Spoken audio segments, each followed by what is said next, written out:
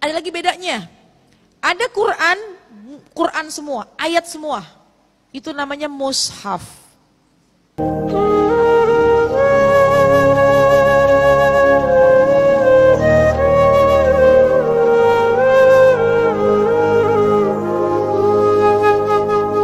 Baca Quran kalau kita nggak punya wudhu gimana? Nih Bu, baca Quran itu tidak harus punya wudhu.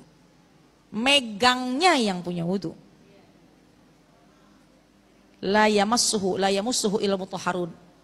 La yamassuhu ilal mutahharun. Jangan sentuh itu kecuali kita dalam keadaan bersuci.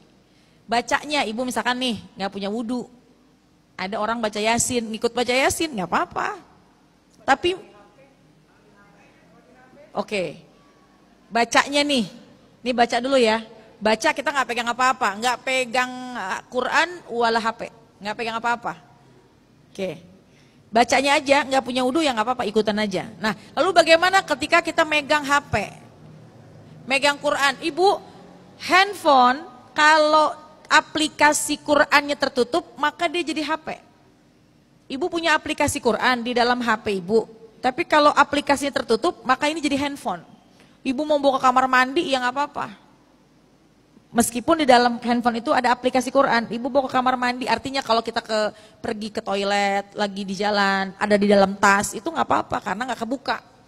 Tapi kalau handphone terbuka aplikasi Quran, maka Quran ini menjadi, mohon maaf, handphone ini menjadi Quran. Kalau handphone dibuka aplikasinya Quran, handphone dibuka ada aplikasi Quran, nih ya, handphone dibuka aplikasi Quran, maka handphone ini jadi Quran.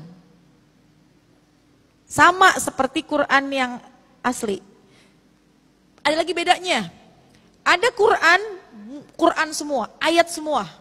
Itu namanya mushaf. Aplikasi Quran di handphone, kalau kita punya aplikasinya nggak ada terjemah, itu namanya mushaf. Megang itu kudu punya wudhu. Ini HP Bu, ini HP misalnya, kita nggak punya wudhu, terbukalah aplikasi Al-Quran yang nggak ada terjemahnya, maka otomatis itu Quran yang terbuka menjadi mushaf. Kita megang handphone harus punya wudhu, karena terbuka aplikasi Quran. Sama seperti mushaf beneran, Quran beneran, kalau emang nggak ada terjemah, kita harus menyentuhnya dengan berwudhu. Tapi kalau ada terjemah, maka itu bukan mushaf. Itu menjadi Quran terjemah. Kenapa begitu? Karena terjemahannya lebih banyak kalimatnya daripada ayat-ayat Qurannya. Karena menerjemahkan satu ayat itu bisa panjang kalimatnya. Jadi kalau Quran terjemah, kita pegang nggak punya wudhu, nggak apa-apa. HP, sebentar, HP ketika ada terjemahnya, ibu baca nggak pakai wudhu, nggak apa-apa.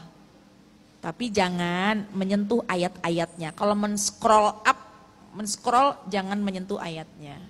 Yang ditekankan adalah mushafnya, yang ditekankan adalah ayat-ayat Qur'annya.